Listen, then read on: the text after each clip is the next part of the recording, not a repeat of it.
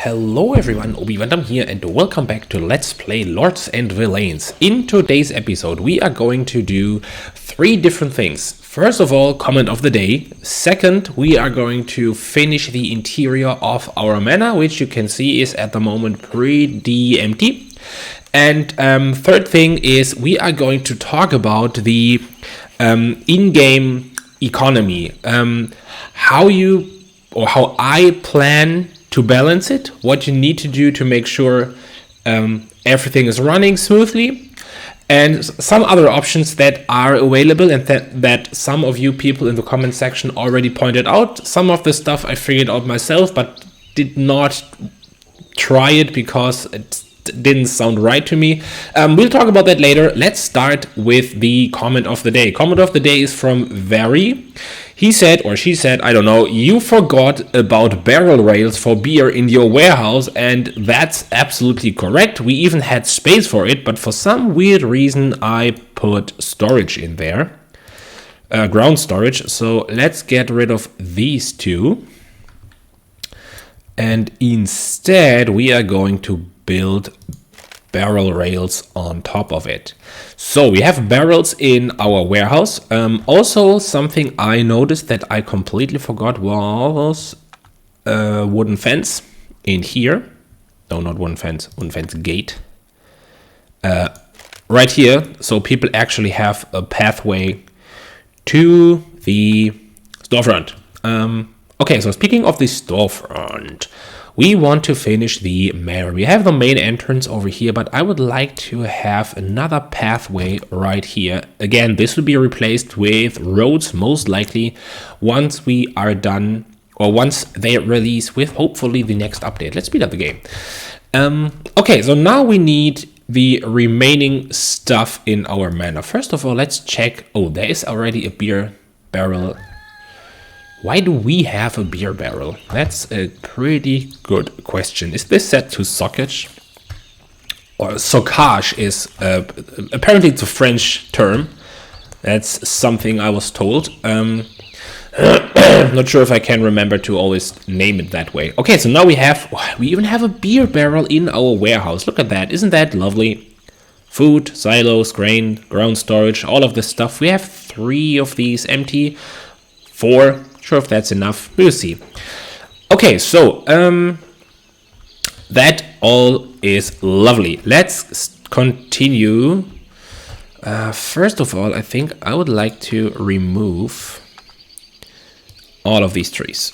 We can replant them later, potentially, but for the moment, yeah, they are not used anyway. They will be in the way, and I'm pretty sure someone will get stuck behind these trees. Another day is done. Okay, let's finish the storage first. So we will add a cabinet for our ruling family over here. I think I want to have the bookcase is just decoration, so we'll add a bookcase. No, this will, wait a minute, that's not good. It will make this part of the room inaccessible. So let's add the cabinetry here as well. Then let's go over to furniture. And what can we add? We can add a flower pot right here. We will need a fireplace. Do we need a fireplace in the bedroom? I'm not sure. It's a light heat source. Yeah, I think going with 2 candles might be more than enough. The caravan is leaving, which is good. We will add the candles to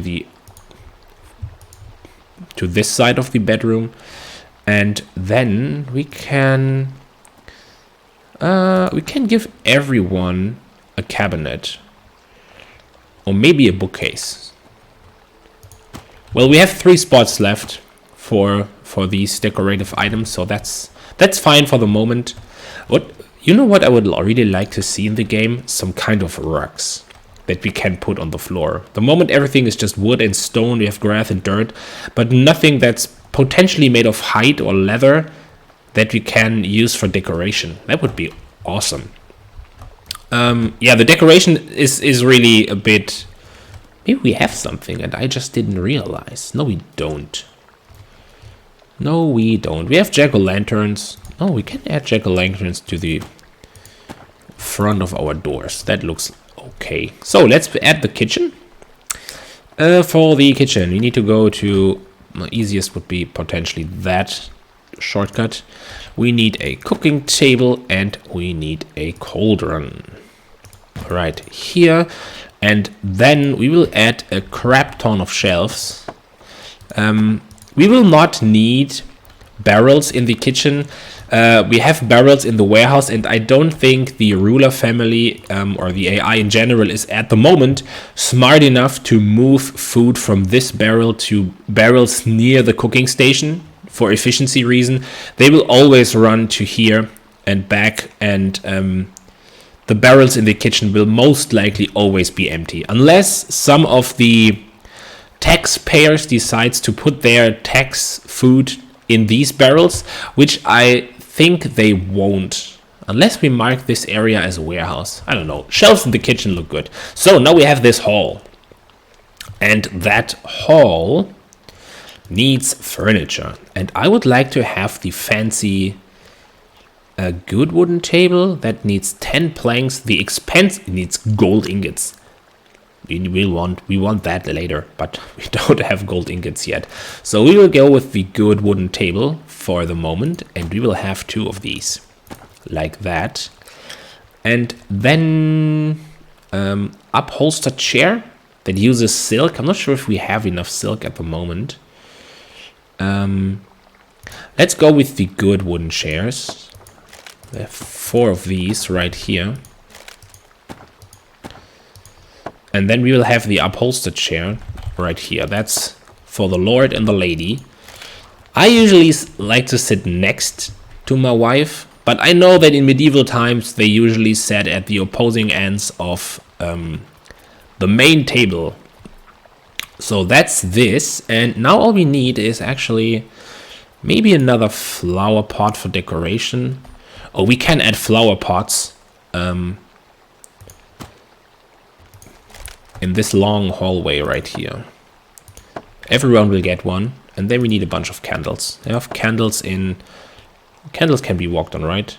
Yeah, we can walk over candles.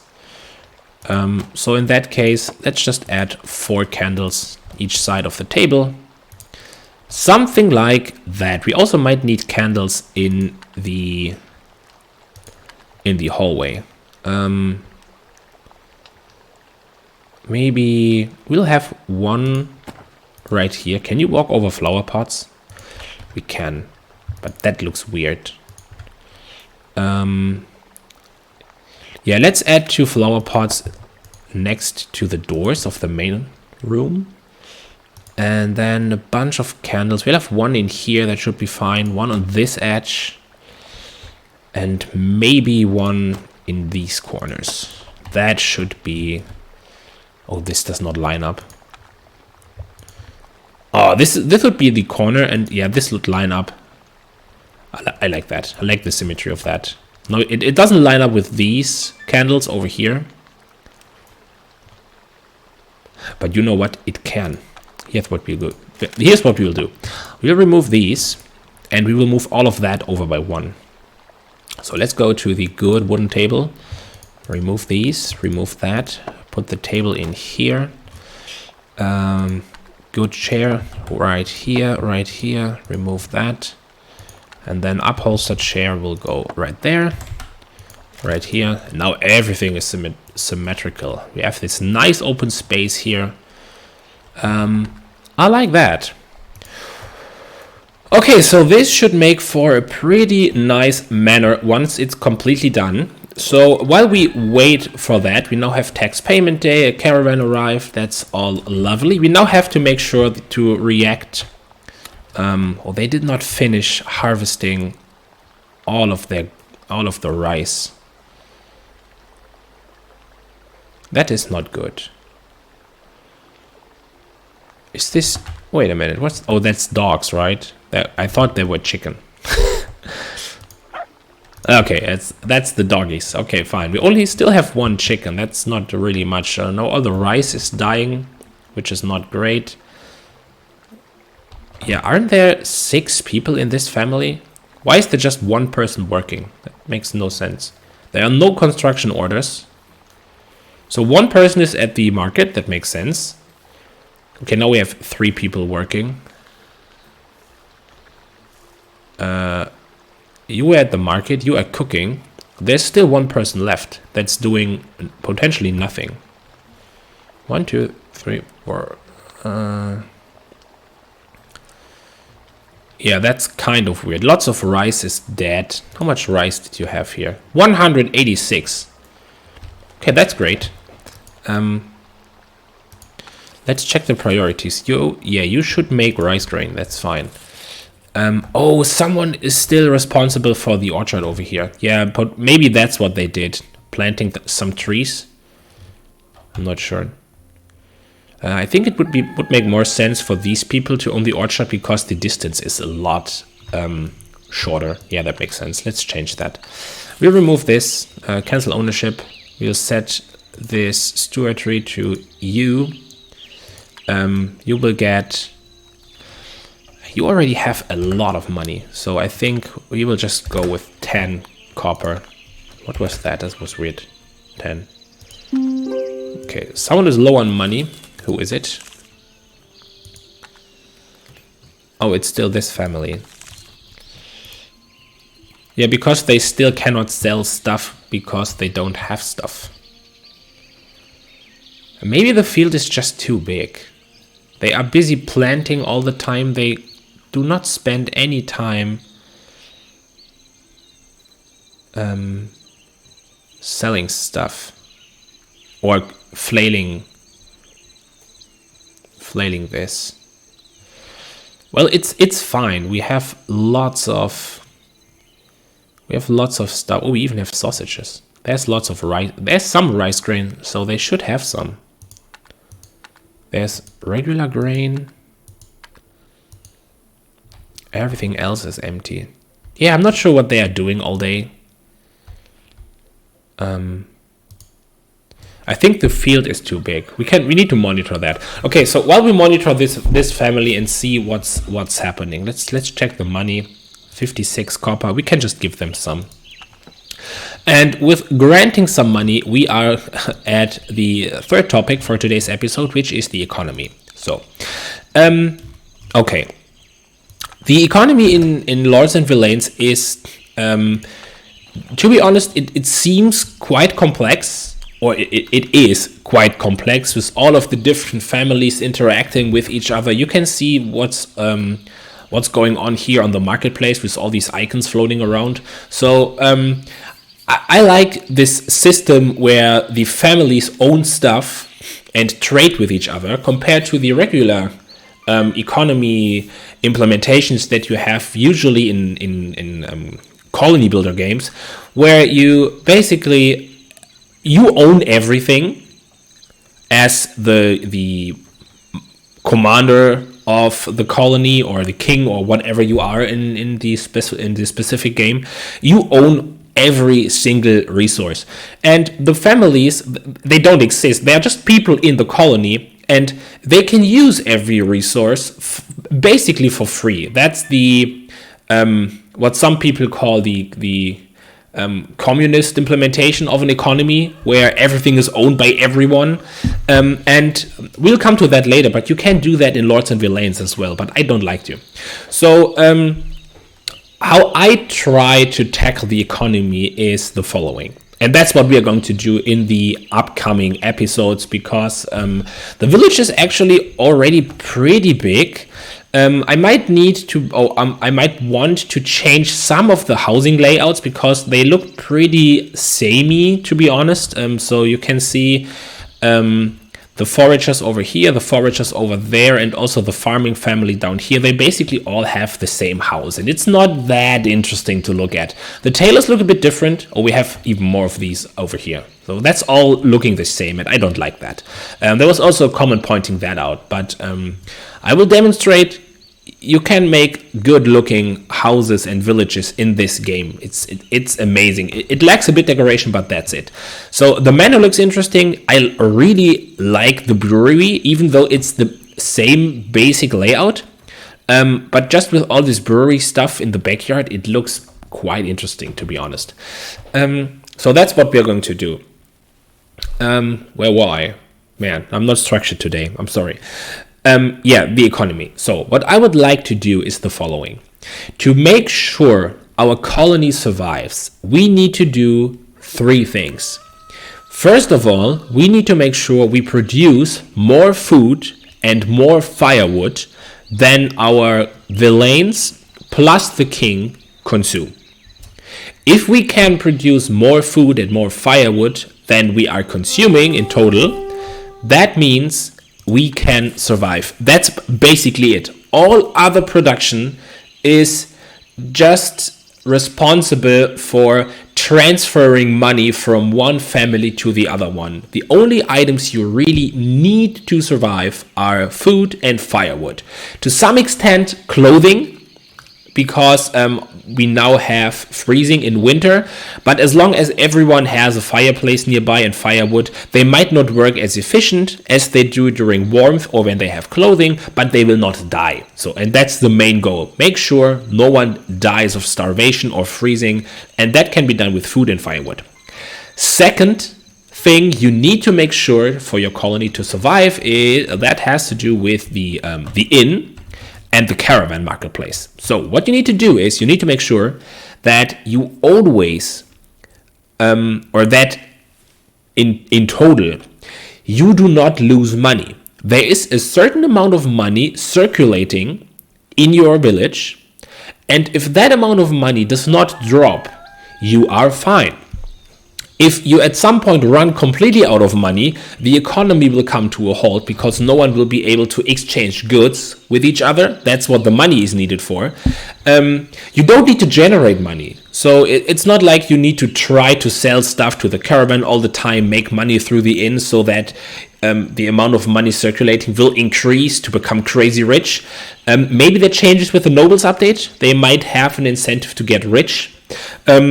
But for your colony to survive, you only need to make sure there is money available so people can exchange goods. That's the second thing. And after you are done with that, all you need to make sure is, that's the third part, you need to balance the money situation so that every family has money to buy food and firewood. And for the third part, there are multiple different ways to do so. First of all, I would like to give you the way that was proposed multiple times that I personally don't like because it makes the game extremely boring. And what you can do is, if you look at your families, the owner family, they own two zones. You just set up your village that every family owns 2 zones. They own a household. Speaking of they own a household, this family is still living in the inn. Wait, what? Oh, there's the Miller family. That would be nice. But not... Oh, there's the household over here that I did not assign. No, that's the Flambard family. Oh, I did not press this button. And I also assigned the wrong family. That needs to be you. I'm so sorry. Okay. Perfect. Well done. So yeah, that's us. We own a lot. But most of the families own 2 zones. A household and a working area. Except for those because they take care of our orchard, but that aside. And what you then do is you set the household to fee farm for, I don't know, 1 silver, 10 copper, doesn't really matter. Can be 1 copper. Really doesn't matter. And then you set the working zone to stewardry for the exact same amount you set the household to, which means the families will pay, for example, 10 gold in fee farm, or not 10 gold, one silver for the fee farm, and they will receive 1 silver because of the stewardry. So in total, the family doesn't gain money, and they will not lose money, but you as the lord will receive 100% of the production. And then you just go to your warehouse somewhere around here, open the warehouse book, and you basically go to sell, click every all button you have available, set everything to you remove this, set everything to free, and you basically have the economy for that all other that most of the city builders have with extra steps. You can achieve that if that's the way you want to play the game, because it will make the game a lot easier. For the simple reason, or it has multiple reasons. It is more efficient because no one will have to go to the marketplace. There's only one storefront that needs to be occupied, and that's done by the Lord's family, which does not have anything to do anyways all the day. So you free up basically one person per household that can work instead of sitting at the storefront and selling stuff, which is pretty good.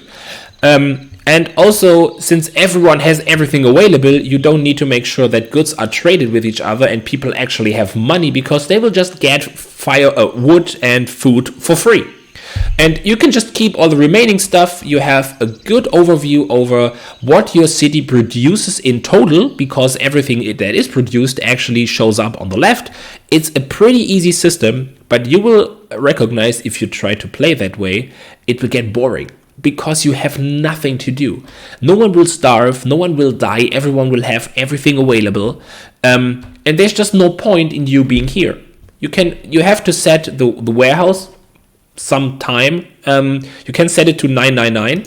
So if you go to the warehouse book, go to sell, go to you type in 999. That's the biggest number you can. Click to add. Oh, it doesn't even work because it needs to be below what you have. Yeah, I think maybe you can edit it in here. Yeah, you can do that. So it's a bit weird. You click the all button, you set. Oh, wait, what's going on? Oh, I think I broke the game. Yeah, I think I killed the game. Don't do what I just did. Don't type in a number that's bigger than what you have. And click on add. Okay, now everything is back to normal. Okay, you click all. You change the amount to 999.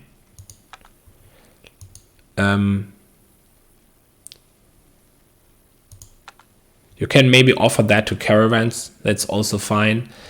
You can also add, and then you set this to free. No, not to caravans. You set this to free. And that means 999 beer barrels will be given out for free, and this will be reduced every time something is bought. So at some point the order will be removed, and you will get this item is sold out notification on the right. And that's all you have to do every hour, depending on how fast the game is running. But that's it. You can just go away, drink some coffee, do some work, go for a walk, and come back, and everyone will still be fine. So it works. It might be an option in the beginning of the game where you are really short on people and you need every single workforce you need. If you start, for example, with 2 farmers and 3 foragers, that might be a good idea just to get going. But at some point it will just be boring. And also I like the view of that. People gathering, selling stuff, talking with each other. That's the way I like to play the game. So the plan is we will do something different. And what we are going to do is, it is pretty much the same, but not as automatically. So we will also set some areas to fee farm, some areas to stewardry, but not just automatically, to everyone.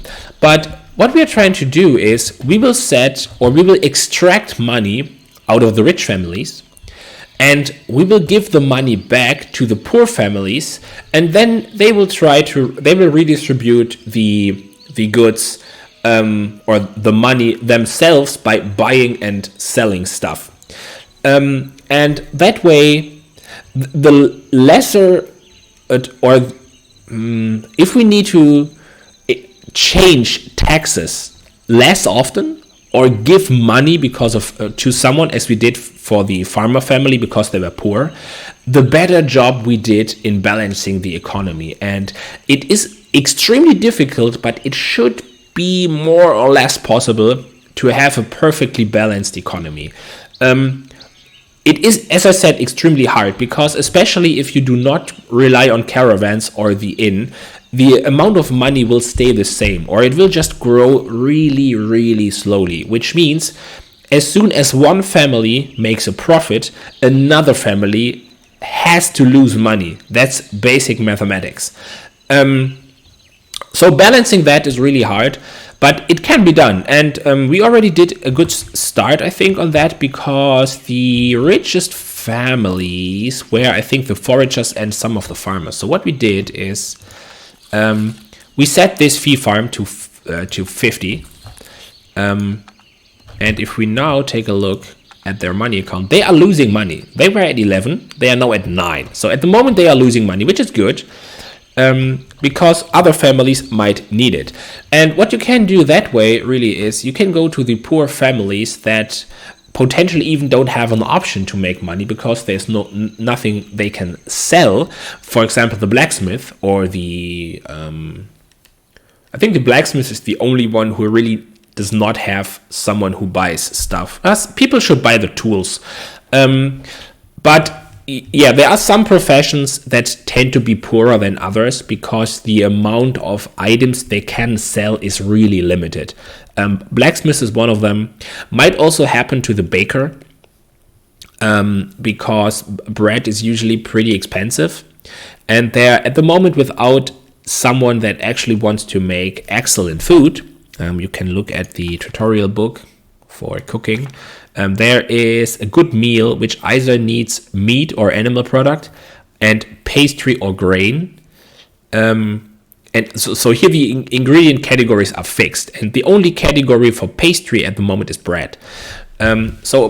But even then you can also use grain, and usually corn and rice is cheaper than bread. So there might not be an incentive for people to actually buy bread. So yeah, that's why breakers usually tend to be poorer than other families. Or masons at some point will also be poor because when you are done with your construction, there is no place where they can sell their stones to. So at that point, what you can do is you can set these fee farms to Francomonnier, and then set the working zone to stewardry, so you can pay money to the poor families like the masons or bakers. You can keep all of the resources, no one is going to use them anyways. And the money you are losing because you pay stewardry, you will get that back by taxing the households of the rich families. And that way you generate a nice circle of money where you extract money from the richer families and give it to the poorer families, which is the exact opposite of what real life economy looks like at the moment. So I think that's a pretty good system. It actually works, and at the moment everyone is happy. Another butcher, we don't need that. All of that, as I said, might change in the future when we have nobles. They might actually need to make money to be happy. We currently do not have a penalty for taxing. So at some point it might happen that people get upset if you tax them too much, and then you need other ways. But for the moment, that's what we try to do. So let's see who's low on money. Yeah, point made. It's the mason, because no one is actually buying stone stuff. We already have stone for this foragers. Let's see how rich this family is. They have 5 gold. Okay, 5 gold is fine. So what we can do, let's see. What does the Mason family want to sell? Let's take a look at their market present. They want to sell 300 stone tiles and 160 stone blocks.